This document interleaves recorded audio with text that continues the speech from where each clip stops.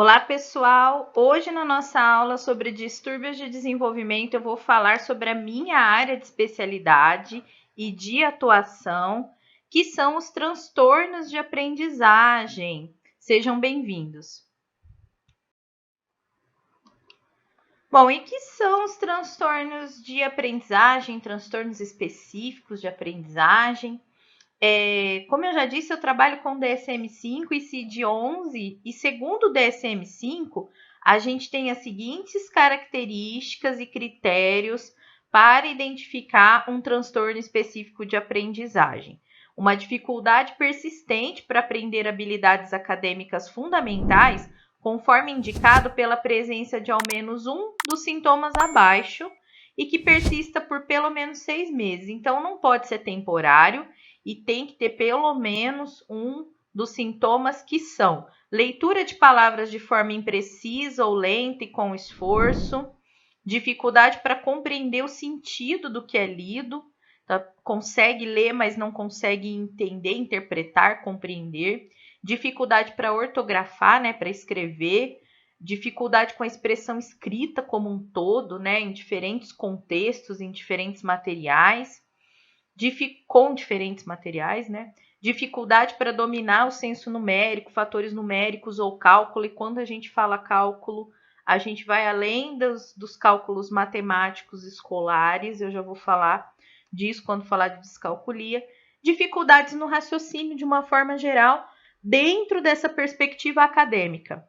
E por estar dentro dessa perspectiva acadêmica, esses transtornos eles costumam ser identificados geralmente começam a ser identificados dentro da escola. Como a criança atualmente entra na escola cada vez mais cedo, né, na educação infantil principalmente, que agora é obrigatória a partir dos 4 anos, essas características e sintomas acabam sendo identificados mais cedo, que é bom, porque aí o diagnóstico, mesmo não fechado, que a gente recomenda que não se feche, nenhum diagnóstico antes dos 7 anos, né? Por causa das questões da maturação cognitiva. Quem já estudou Piaget sabe que a gente tem 4 estágios de desenvolvimento cognitivo: o sensório-motor, o pré-operacional, operacional concreto e o formal. Então, antes de entrar no operacional concreto, a gente não costuma fechar diagnósticos de transtornos específicos de aprendizagem, evita fechar o do TEA também, do TDAH, tá? Sempre tendo como base ali. Como que eu sei se entrou no operacional concreto? Porque tem provas piagetianas para identificar o estágio de desenvolvimento cognitivo da criança, tá? Então, isso é matéria de pedagogia, eu não vou me aprofundar mais. E aí, dentro da escola, o desempenho do indivíduo nessas habilidades afetadas está abaixo da média da idade. Então, a gente vê que a turma avança, ele não.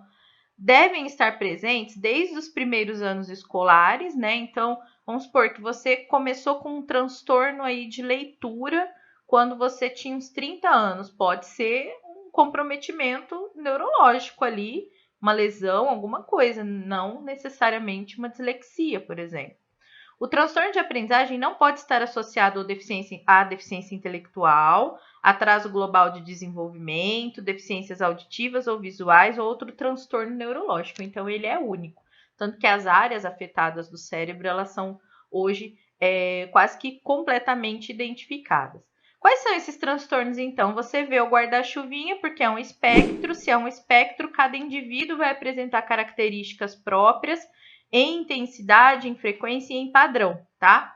Mas basicamente nós temos transtorno específico da aprendizagem com comprometimento da leitura, que é dislexia, transtorno específico da aprendizagem com comprometimento na escrita, desortografia, e aí eu vou explicar também a disgrafia para não confundir.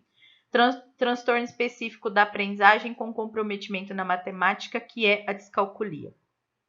Quais os níveis de severidade desses transtornos? Tem o leve, né, com algumas dificuldades em um ou dois domínios que possibilitam ao indivíduo compensar ou funcionar bem quando providas as devidas acomodações ou serviços de suporte nos anos escolares. Tem o moderado, que são dificuldades consideráveis em um ou mais domínios, de modo que o indivíduo não se torne proficiente sem intervenções intensivas periódicas e ensino educacional especializado nos anos escolares. Então, vai precisar de uma atenção maior de especialistas consequentemente do ensino especializado. Acomodações e suportes devem ser oferecidos ao mínimo em parte do dia escolar, trabalho ou em casa, de modo a realizar as tarefas eficientemente. Por exemplo, no disléxico, né, a gente tem o apoio do ledor. Dificuldades severas, ou seja, nível grave, nos domínios acadêmicos, de modo que o indivíduo não aprenda tais habilidades sem intervenções intensivas contínuas, ensino educacional especializado, na maior parte dos anos escolares. Então, ele vai até o fim do ensino médio necessitando dessas intervenções, mesmo com acomodações e suportes apropriados na escola ou trabalho, em casa, o indivíduo pode não ser capaz de completar as tarefas eficientemente. Então, a gente tem, por exemplo, uma não alfabetização, às vezes, de um aluno, e aí a gente está falando de alfabetização matemática e também alfabética, né? Mesmo ele terminando o ensino médio, porque o nível é grave. Por N motivos que a gente vai falando aqui ao longo da aula. E eu vou começar com um transtorno específico de leitura, que é a dislexia. Dislexia ou dificuldade escolar, é comum que os pais, os professores tenham essa dúvida, né? O mais indicado é que se procure um psicopedagogo para tirar as dúvidas, fazer aí algumas avaliações diagnósticas, tem as provinhas e etc. Mas, basicamente, nós podemos ter em mente as diferenças entre dificuldade de aprendizagem e dislexia. Na dificuldade, nós temos fatores externos que podem ser até passageiros, né? Como a criança estar com sono, não está dormindo bem, não está se alimentando bem, está com problemas psicoemocionais, não tem uma alteração neurológica. A manifestação é menos severa. A criança às vezes consegue ler, às vezes não consegue ler. E quando você aplica uma intervenção, um reforçozinho ali, a criança tem uma resposta mais rápida. Na dislexia, as coisas são mais complexas. É um transtorno específico de aprendizagem, então ele vai ter uma etiologia neurobiológica, tá? Manifestações mais graves com prejuízo na área cerebral do componente fonológico. Basicamente, a manifestação mais recorrente é não consegue ler e, consequentemente, não consegue escrever ou escreve muito mal, vamos dizer assim, ou lê muito mal. Por quê? Porque troca as letras na hora da leitura. É cerebral, é neurológico, não é culpa da criança, não é culpa do professor, não é culpa do contexto escolar. É algo que acontece no cérebro que faz que, no processo de leitura, algumas letras sumam, sejam trocadas, né? Sejam invertidas. E a resposta à intervenção é bem mais lenta, é demorada. Geralmente o aluno passa, como vocês viram nos graus lá, mesmo nos graus mais leves, passa por intervenções ao longo de toda a vida escolar, porque o processo de alfabetização já é um processo complexo e difícil para a maioria das pessoas. Para quem tem um transtorno específico de aprendizagem, é mais complexo ainda. Então, assim, vocês veem que a dislexia, o transtorno específico de aprendizagem, com prejuízo na leitura, é caracterizada pela dificuldade em ler, interpretar e escrever. Esse persistente comprometimento é relacionado a decodificar, ler isoladamente as palavras e relacioná-las. Então, como eu disse, é no ato da leitura que ocorre ali o principal problema. Existem diferentes classificações quanto aos impactos relacionados à dislexia, como, por exemplo, aqui eu vou levar em conta os critérios diagnósticos do DSM-5, como eu já falei para vocês, que vai incluir a dislexia como um transtorno específico de aprendizagem, tendo como característica principal o prejuízo na leitura, na velocidade de reconhecimento das palavras e no processo de decodificação, que pode ser relacionado ou não a uma dificuldade de compreensão. Claro que a compreensão fica comprometida. Se o aluno não consegue ler uma palavra completa, ele não vai entender qual palavra, a não ser que ele deduza qual palavra que é, ou seja, que ele adivinhe, né? Então, o que é a dislexia? Quando a gente tem esse diagnóstico, a gente precisa ter em mente, em primeiro lugar, que é de origem neurobiológica, ou seja, um transtorno não adquirido por fatores externos ou vivência, é algo inato à criança. Então, eliminar sentimentos de culpa possíveis, né? Não é culpa da escola, nem do professor, nem da criança, nem dos pais, tá bom? É neurobiológica. 2. Quais as dificuldades e prejuízos? Na precisão e fluência de leitura, habilidade de decodificação e, consequentemente, na escrita. Tanto que a gente vai ver já já a desortografia e a disgrafia, que acabam sendo aí parceiras, vamos dizer assim, da dislexia, ou seja, são associadas porque são consequências dela. Mas aí o transtorno primeiro identificado é o da leitura, que acaba tendo consequência na escrita e não vice-versa. As dificuldades são inesperadas em relação às outras habilidades, né, cognitivas e a idade escolar, então, assim, acaba prejudicando, como eu disse, outras habilidades, como da escrita, às vezes da organização, da disciplina. É um transtorno bastante complexo. Algumas crianças têm dificuldade em vários aspectos da vida escolar justamente por isso. Você não consegue ler, acaba afetando também a autoestima, acaba trazendo aqueles transtornos de ansiedade que eu expliquei para vocês. A dislexia pode vir associada ao TDAH, tá? A dislexia também pode estar associada a transtornos de humor, por exemplo, depressão. Eu mesmo já tive atendimento. Olá, peço desculpas por interromper sua aula por um breve momento, mas tenho algo importante e vantajoso para compartilhar com você. Se você está gostando desta aula, tenho uma ótima notícia. Agora você pode levar sua experiência de aprendizado para o próximo nível fazendo sua matrícula em nosso site. Ao se matricular, você terá acesso exclusivo a uma série de benefícios. Primeiro, você pode baixar a apostila completa do curso em PDF, perfeita para acompanhar as aulas e revisar o conteúdo sempre que precisar. Além disso, ao concluir o curso, você terá a oportunidade de adquirir um certificado de conclusão, um grande passo para o seu desenvolvimento profissional e acadêmico. E sabe o que mais? Ao assistir às aulas diretamente em nosso site, você terá uma experiência de aprendizado sem interrupções ou propagandas. Isso significa mais foco e eficiência no seu estudo. Então, não perca essa chance. Clique no link na descrição deste vídeo ou visite nosso site para se matricular agora mesmo. É rápido, fácil e vai transformar a maneira como você aprende. Agora, vamos voltar à aula. Obrigado por sua atenção e nos vemos no site. De adolescente com dislexia que acabou tendo depressão, né? Não sei se necessariamente por causa da dislexia, mas talvez pela sensação de fracasso, de frustração e até mesmo do bullying, né? Então, assim, existem várias consequências, várias relações. Academicamente, vai ter problemas de entendimento da leitura, baixo envolvimento com escrita e um vocabulário pobre, mas as consequências podem ser maiores. As intervenções vão ajudar a melhorar, então é importante que procure psicopedagogo. Se perceber que a criança está com questões psicoemocionais envolvidas, como baixa autoestima, irritação, depressão, ansiedade ou qualquer coisa assim, procurar psicólogo. Procurar um neuro também ajuda para ver se não tem outros transtornos associados, como eu disse, como TDAH. É importante um acompanhamento constante desta criança. Vou falar agora do transtorno específico de escrita, que é a desortografia, mas eu já trago ela junto com a disgrafia, porque a disgrafia também é um transtorno, né, de aprendizagem e também aparece junto com a dislexia, junto com a desortografia, né, na maioria dos casos, mas pode aparecer sozinha também, como a desortografia também pode aparecer sozinha, tá? A desortografia, basicamente, gente, a diferença entre as duas a desortografia é neurobiológica, a disgrafia é motora, tá?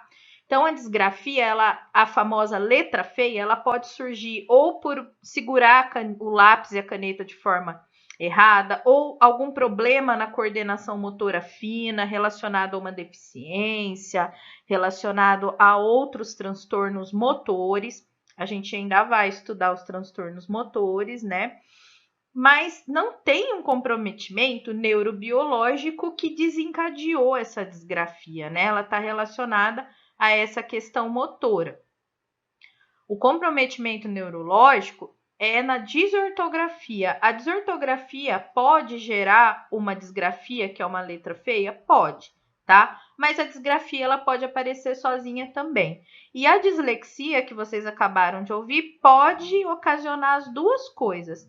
A criança tem principalmente a desortografia, porque ela troca a letra na hora de ler, ela troca na hora de escrever também, né? Mas ela também pode ter ali, por causa de questões psicoemocionais, uma dificuldade de desenho da letra, de tremer as mãos, né? Ou seja, algo motor, mas que não tem uma origem neurobiológica, é emocional, e aí ela tem a disgrafia também. Basicamente, a disgrafia é composta por forma irregular de segurar o lápis e dificuldade na pressão a aplicar. Então, tem um traçado muito grosso ou muito fino, alterna, né? Forma de letras irreconhecível ou distorcida, tamanhos de letras inconsistentes, grandes, pequenas, espaçamento irregular entre as letras e ou as palavras e desorganização geral na folha ou no texto. Se tem linha, ela vai para cima, ela vai para baixo, ela ultrapassa margens. Vocês têm aí um quadro com a disgrafia que vocês não veem erro de ortografia, vocês veem um problema de inconsistência na grafia mesmo, né? Então, é trêmula, não é retinha, as letras elas vão oscilando de tamanho, né? Uma tá mais para cima, uma tá mais para baixo, uma tá maior, outra tá menor. E esse caso aqui nem é um caso grave, eu só trouxe porque eu achei ele um grande exemplo para as características da disgrafia. Mas perceba que não tem erro de ortografia, a bola do Dedé caiu no rio, tem até o acento certinho, né? Já na desortografia, é uma dificuldade na construção do texto, não consegue formular uma frase coesa, não uma, mas tem dificuldade, né, de formar uma frase coesa, tem erros ortográficos frequentes, na junção ou na separação das sílabas, acaba errando, acaba separando letras dentro de uma sílaba, coisa que não dá, né? Omissão ou troca de letras é o mais frequente. Dificuldade na organização de parágrafos. E assim, é muito difícil, gente, já vou falando, de identificar desortografia e disgrafia como transtornos isolados na fase de alfabetização, porque as crianças têm uma dificuldade ainda motora para escrever e também trocam letras o tempo todo. Só que assim, a troca da letra na desortografia é diferente daquela da fase de alfabetização, quando você confunde, por exemplo, o som de P e B, né? É um som que a gente acaba confundindo na fala e levando para escrita, então na fase de alfabetização é comum. Na desortografia, conforme vocês veem aí no exemplo, não é esse tipo de troca de letra que acontece. A gente, por exemplo, vocês veem, abrir uma porta. Percebam como escreveu, abrir uma porta.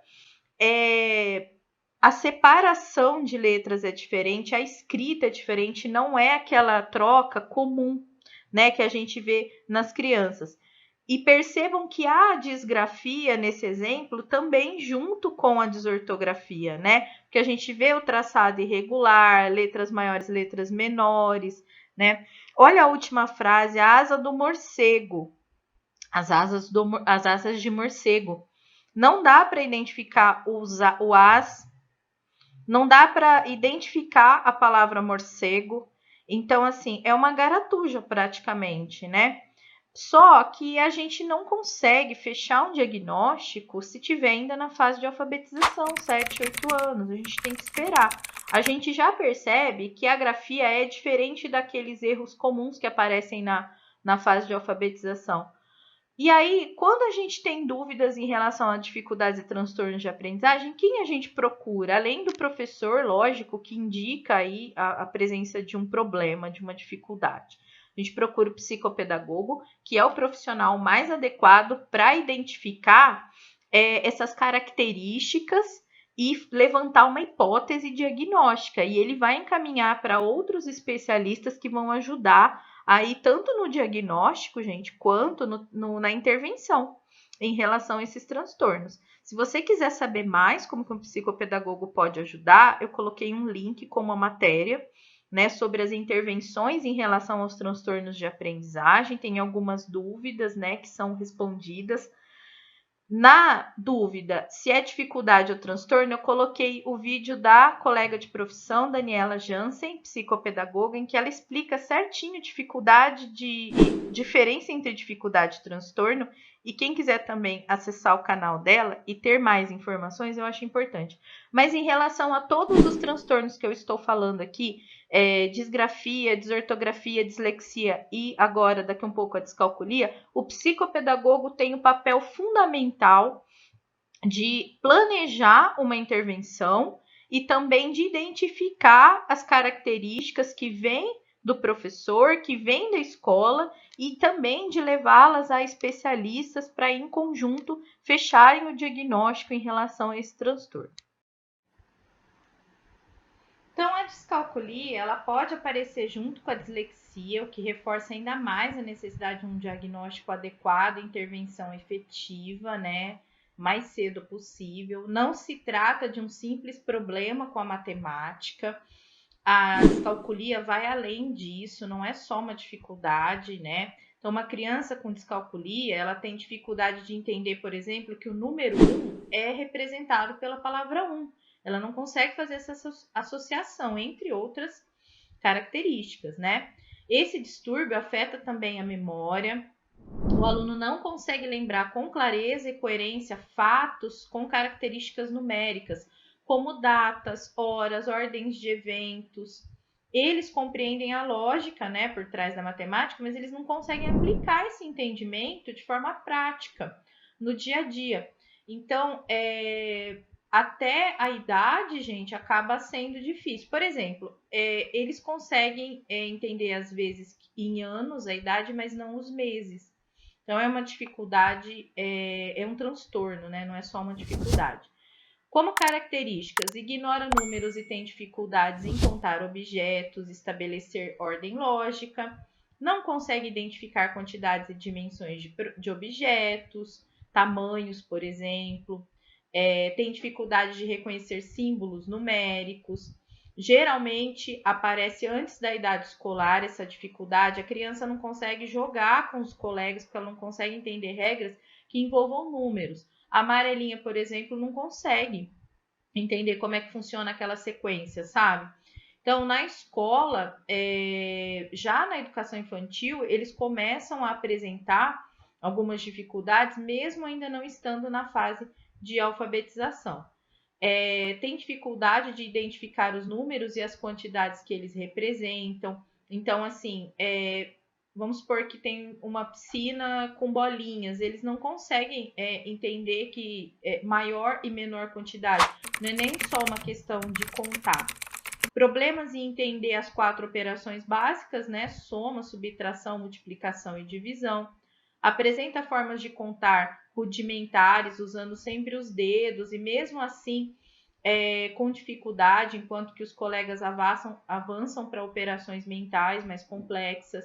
Tem dificuldades com volume, não entende assim, por exemplo, algo que é maior ou menor em relação a volume, a massa, quantidade, grupos e subgrupos, noção de maior e menor, entre outras operações mentais. E aí, como que a gente faz intervenção com isso, né? Uma vez que é identificada a descalculia e diagnosticada, intervenções que têm sido bastante efetivas são através dos jogos matemáticos, tá? Esses jogos, eles podem ser presenciais, assim, físicos, com os colegas, inclusive, né? Através de brincadeiras, etc., que são intervenções que a própria escola pode proporcionar ao aluno. Pode ser jogo de tabuleiro, pode ser aplicativo de celular, pode ser também jogos através da internet, mas jogos matemáticos, de uma forma geral, têm ajudado bastante na intervenção da descalculia. E quais os níveis? Nós temos o nível extremo, que é uma dificuldade em ordenar e comparar números inteiros, tempo e direção. O nível sério, que é uma dificuldade em tarefas diárias envolvendo cálculos de tempo e dinheiro, mesmo com o uso de uma calculadora. O moderado, que é uma dificuldade em tarefas diárias envolvendo cálculos de tempo e dinheiro, mesmo com o uso da calculadora, tá? E o suave, dificuldades em compreender os conceitos de números negativos e variáveis algébricas em comparação de tamanho. São sinais mais complexos, né, da matemática, são conteúdos mais complexos da matemática. Quem vai avaliar o grau e etc. é uma equipe multidisciplinar, sempre com a ajuda também do psicopedagogo e dos professores do aluno. E aí, tudo bem? Estou passando apenas para deixar um recado bem rápido para você que acabou de ver essa aula e que gostaria de assistir a todas as aulas desse curso. É bem fácil, basta você clicar no link que está na descrição deste vídeo ou acessar www.novacursos.com.br. Fazendo sua matrícula em nosso site, você terá acesso a todas as aulas desse curso e mais centenas de outros cursos, além de poder fazer avaliação. E caso você queira, poderá estar adquirindo o certificado com um valor bem acessível. Esse foi o recado que eu queria dar, aguardo sua matrícula. Até breve!